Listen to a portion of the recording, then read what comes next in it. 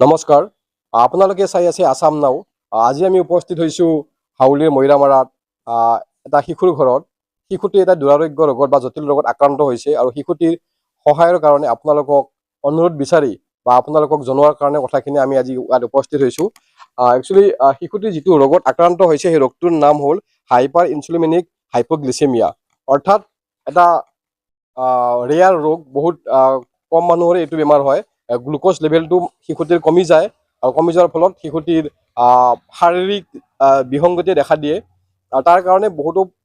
আৰ্থিক সহায়ৰ দৰকাৰ হৈছে এটা টেবলেটৰ দাম ৩৫,০০০ টকা আৰু যিটো টেবলেট ৫০ দিনৰ মূৰে মূৰে শিশুটিক খুৱাব লগা হয় গতিকে আজি আমি আহি উপস্থিত হৈছোঁ সেই দুৰ্ভগীয়া ঘৰখনত চাওকচোন আপোনালোকে আমি তেখেতৰ মাতৃ বা অভিভাৱকৰ লগত কথা পাতিব চেষ্টা কৰিম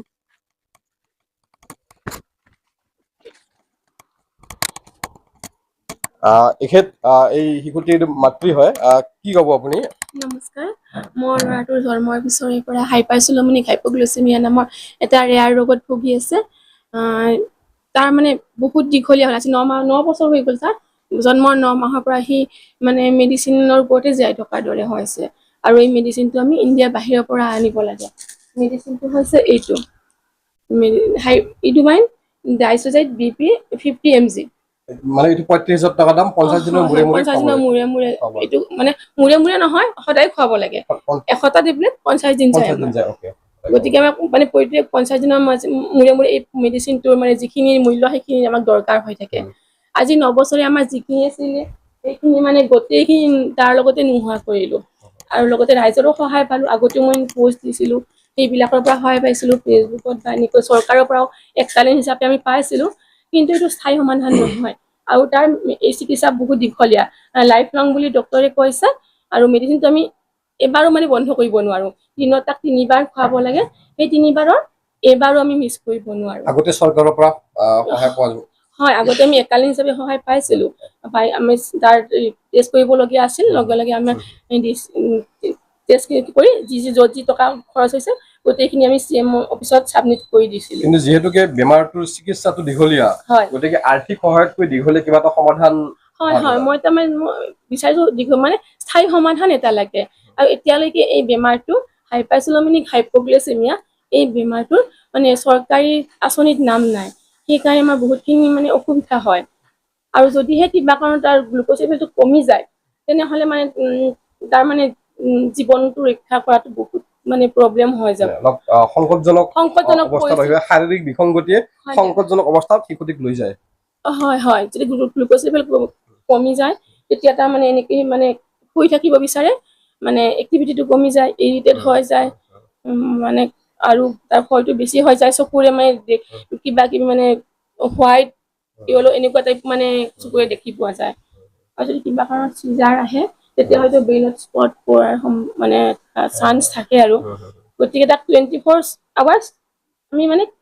চকু দি থাকিব লাগে কেয়াৰত ৰাখিব লাগে মানে একদম ইনটেনসিভ কেয়াৰ বুলি কয় আৰু ইনটেনসিভ কেয়াৰত ৰাখিব লাগে আৰু টেবলেটটো ডেইলি খাব লাগে ৰাতিপুৱা খাব লাগে 50 mg সন্ধিয়া 5:30 খাব লাগে আৰু ৰাতি 12:30 এটাৰ ভিতৰত খাব লাগে খাদ্য মানে চবে খাব পাৰে কিন্তু সি মানে অকণমান বেছি গোটা বস্তু মানে এনেকৈ খাব নোৱাৰে তাৰ মানে বমি হৈ যায় সেইকাৰণে তাক মানে অকণমান আমি অকণমান পনীয়া টাইপ মানে অকণমান ঢিলাকৈ খুৱাওঁ আৰু বস্তুখিনি আৰু এইটো একমাত্ৰ পুত্ৰ হয় মই একমাত্ৰ পুত্ৰ আমাৰ একমাত্ৰ পুত্ৰ সন্তান এনে কি ক'ব চৰকাৰক কি অনুৰোধ কৰিম চৰকাৰক অনুৰোধ জনাইছোঁ যে এইটো বেমাৰ ৰেয়াৰ ডিজিজ যিবিলাক আছে সেইবিলাক আপোনালোকৰ আঁচনি অন্তৰ্ভুক্ত কৰক আজি 9 বছৰে মই বহুত যন্ত্ৰণা বহুত কষ্ট খালোঁ ল'ৰাটোক জীয়াই ৰখাৰ নামত আমি সৰ্বহাস্ত হৈ গ'লো আমাৰো একো নাই এনেকুৱা বিচাৰিছোঁ মই আগৰ পৰাই বিচাৰি আহিছোঁ চৰকাৰে অকণমান মানে গুৰুত্ব দিয়ক যে এনেকুৱা বেমাৰবিলাক চৰকাৰী আঁচনিত অন্তৰ্ভুক্ত কৰি লওক নহ'লে আজি শিশু কাইলৈ দেশৰ নাগৰিক এতিয়া মই ল'ৰাটোক জীয়াই ৰাখিবই নোৱাৰিম যদি মই মোৰ লগত মেডিচিন এতিয়া বেছি নাই কেইটামানহে আছে যদি মই এতিয়া সহায় নাপাওঁ মই ল'ৰাটোক হেৰুৱাব লাগিব ঠিক আছে চৰকাৰলৈ অনুৰোধ কৰিছে এই যিটো জটিল ৰোগ তথা ৰেয়াৰ ডিজিজ মানে খুব কম সংখ্যক মানুহৰে এইটো বেমাৰ হয় এইটো বেমাৰ যাতে চৰকাৰৰ আঁচনি ঢুকি নোপোৱা এটা বেমাৰ গতিকে চৰকাৰী আঁচনি এইটো বেমাৰ কাভাৰ কৰক পৰিয়ালৰ ফালৰ পৰা তেওঁলোকে এইটো অনুৰোধ কৰিছে আৰু লগতে আমি সমূহ ৰাইজলৈ এটা আহ্বান কৰিছো আপোনালোকে এনেকুৱা ভিডিঅ' পালে বা এনেকুৱা কিবা এটা পালে আপোনালোকে সহায় কৰে কেইদিনমান আগতেও আমি এটা 3 বছৰীয়া শিশুৰ কেঞ্চাৰৰ লগত আক্ৰান্ত হৈছিলে তাতে আপোনালোকে ভালেখিনি সহায় কৰিছে আৰু তেওঁলোক আপোনালোকৰ বলতে মেডিকেলত নিব পাৰিছে বিবৰ কেঞ্চাৰ ইনষ্টিটিউটত তেওঁ চিকিৎসাধীন হৈ আছে আপোনালোকে এইটো শিশুকো আপোনালোকে সহায় কৰক আৰু তলত স্কেনাৰখন দিয়া আছে আৰু আপোনাক গুগল পে' নাম্বাৰটো তলত দিয়া আছে আপোনালোকে যিয়ে যেনেকৈ পাৰে অলপ সহায় কৰিব আৰু চৰকাৰলৈ বিশেষকৈ যিহেতুকে এইখন বিজেপি নেতৃত্বাধীন চৰকাৰ হিমন্ত বিশ্ব শৰ্মাৰ এখন চৰকাৰ এখন